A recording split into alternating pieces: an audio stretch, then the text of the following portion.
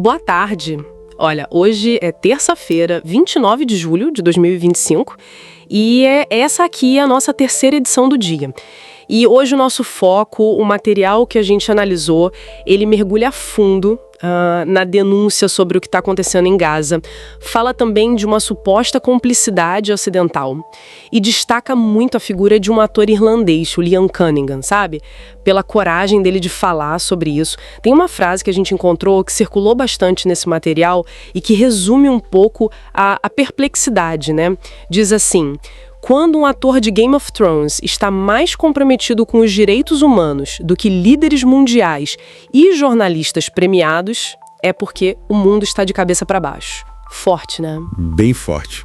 E acho que captura bem o sentimento que algumas dessas fontes querem passar. Pois é. Então, nesta edição, a gente vai explorar um pouco os motivos, segundo as fontes, que levaram o Liam Cunningham a confrontar esse silêncio, né, que as fontes dizem que existe na indústria do entretenimento sobre Gaza. Vamos passar por alguns conceitos que aparecem muito, essa ideia de hipocrisia internacional, acusações sérias, tipo apartheid moderno, e também as dificuldades, né, que as pessoas que apoiam a causa palestina enfrentam em algumas democracias ocidentais. E é bom deixar claro, né, a gente está relatando o que as fontes trazem. Elas descrevem eventos que estão acontecendo agora. Exato. É um relato baseado no que foi publicado e analisado.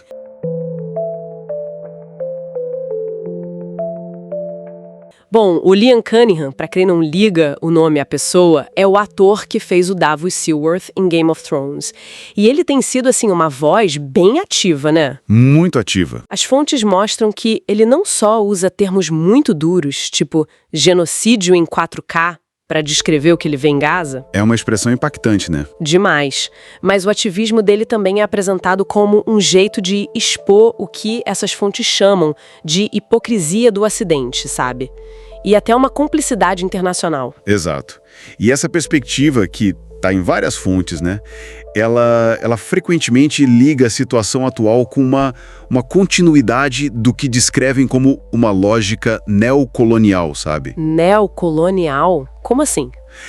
A argumentação nesses textos é que as vidas palestinas acabam sendo desvalorizadas, né?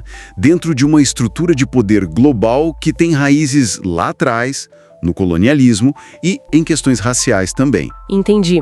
E as fontes também lembram que ele, o Cunningham, já tinha um histórico com causas humanitárias, né? Não. Já teria trabalhado com refugiados da Síria, do Sudão do Sul. Eles descrevem mortes de civis, isso teria sido o estopim para ele ir além, né? Parece que sim.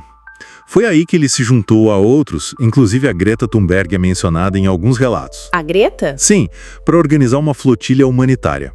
A ideia era levar suprimentos essenciais para a população civil lá em Gaza, que está bloqueada. Imagina a complexidade disso. Total.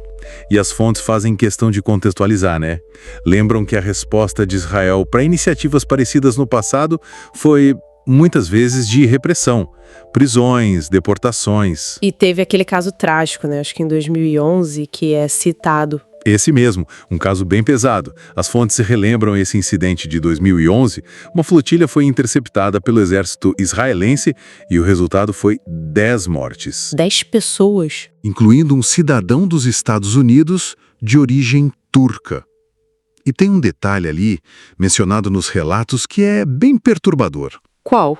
Dizem que soldados israelenses teriam sido vistos com fotos de pessoas que não deveriam ser mortas, o que, na interpretação das fontes, né, sugere que talvez outros alvos fossem permitidos. Nossa, que coisa horrível. É bem pesado.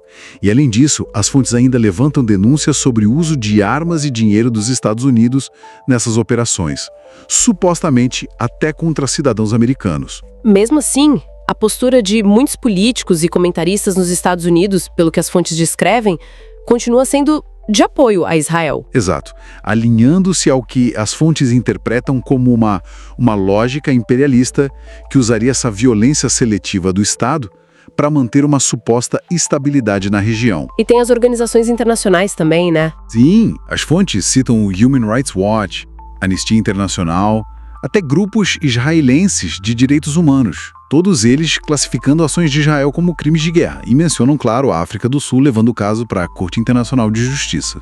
O que nos leva de volta ao Cunningham? Por que um ator irlandês se envolveria tão a fundo nisso? As fontes apontam para a história da Irlanda, né? Exatamente. É aí que está a chave segundo essa leitura. A explicação vem da memória histórica irlandesa mesmo. Uma história marcada por séculos de colonização, ocupação militar, eventos muito traumáticos. Tipo o quê, por exemplo? As fontes citam especificamente a campanha do Oliver Cromwell, lá no século XVII, descrita como genocida mesmo, que matou uma porcentagem enorme da população. Nossa! E também a Grande Fome, né? Entre 1845 e 1852, sob ocupação britânica.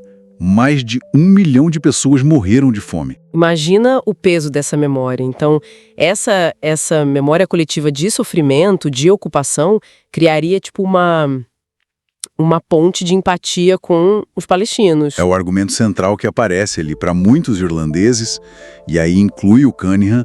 Segundo essa visão, olhar para a situação palestina é como ver um eco da própria história dos antepassados, sabe? Faz sentido. E essa identificação histórica, então, transformaria a empatia numa espécie de dever moral, um imperativo para se posicionar. Mesmo que isso traga riscos, né? Riscos profissionais, pessoais, como as fontes sugerem que acontece hoje para quem defende a causa palestina no Ocidente. Essa conexão, né, entre as experiências históricas de opressão e essa solidariedade hoje em dia. É um ponto muito forte nos materiais que a gente viu. Sem dúvida. E faz a gente pensar, né? Como essas narrativas históricas, essas experiências coletivas moldam não só quem a gente é, mas também as nossas ações políticas, o nosso engajamento ético, agora no presente. Muitas vezes cruzando fronteiras, né? Geográficas, culturais. Interessante demais essa perspectiva. Bom, a gente vai para um rápido intervalo e já volta.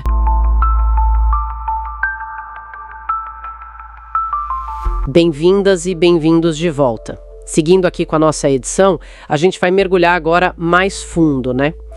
Nos aspectos políticos, jurídicos que as fontes que a gente analisou descrevem sobre a situação em Gaza.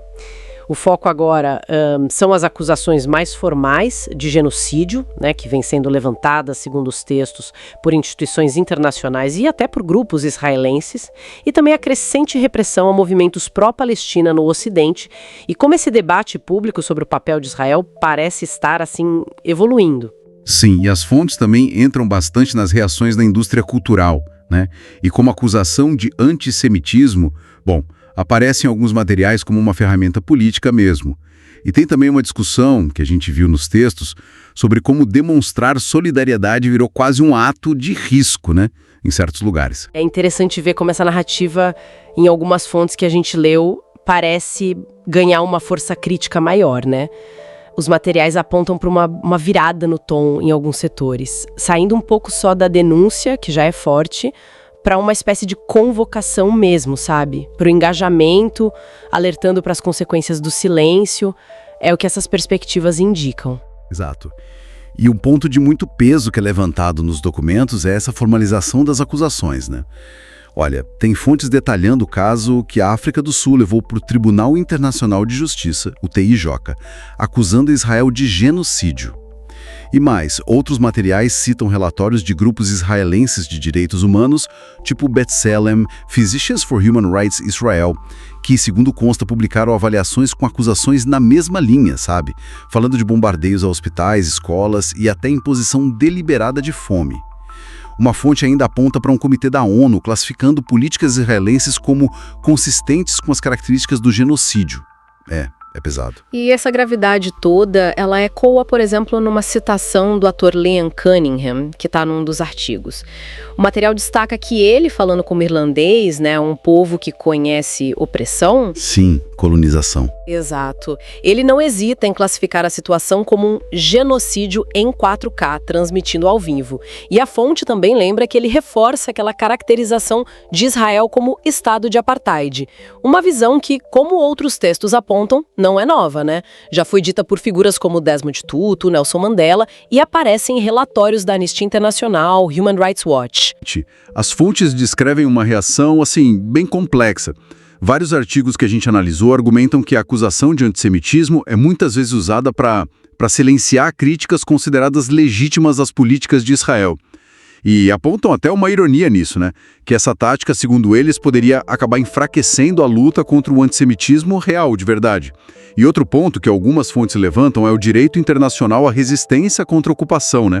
Contrastando com o fato de que só uma minoria de países, acho que um documento fala em 35 de 195, classificam o Hamas como organização terrorista. E a repressão que você mencionou, ela se manifesta de várias formas, segundo vários relatos. Alguns artigos citam casos em Hollywood, né, como a Susan Sarandon, que enfrentou consequências sérias por se posicionar.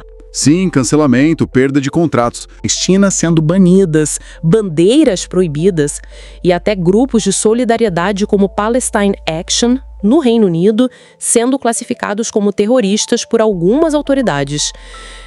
É bem forte. Alguns analistas que a gente leu nos materiais veem isso como um sintoma de uma crise ética mesmo, sabe? Onde parece que o medo, o lucro estão superando a compaixão, a justiça.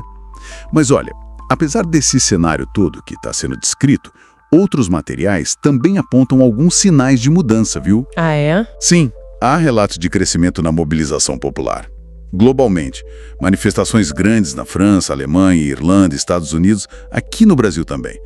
Fontes mencionam universidades revendo parcerias e até figuras públicas tipo Alastair Campbell, Piers Morgan, que antes tinham outra linha, né? Segundo os artigos, eles expressaram críticas bem duras à ação israelense, alguns usando a palavra genocídio mesmo.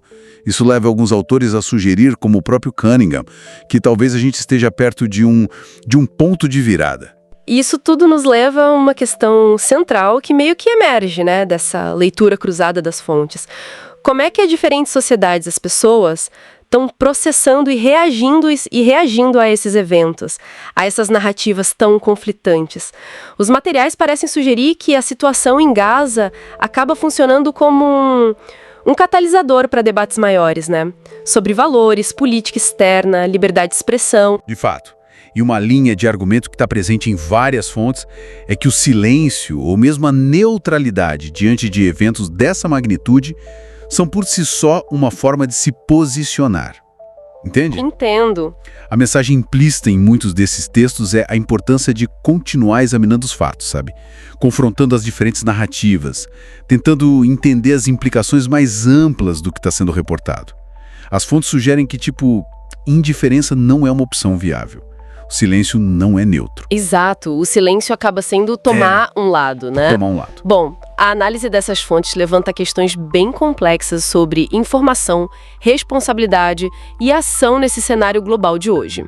A gente espera que esta edição tenha oferecido alguns elementos para aprofundar a reflexão sobre esses temas todos que os materiais trouxeram. E lembrando sempre, o podcast vai ao ar de segunda a sexta às 7 horas, meio-dia e 17 horas, e aos sábados ao meio-dia. Isso aí. E os links para as fontes que serviram de base para esta edição e também para outros artigos relacionados, dá tudo disponível na descrição do episódio. Um abraço e até a próxima!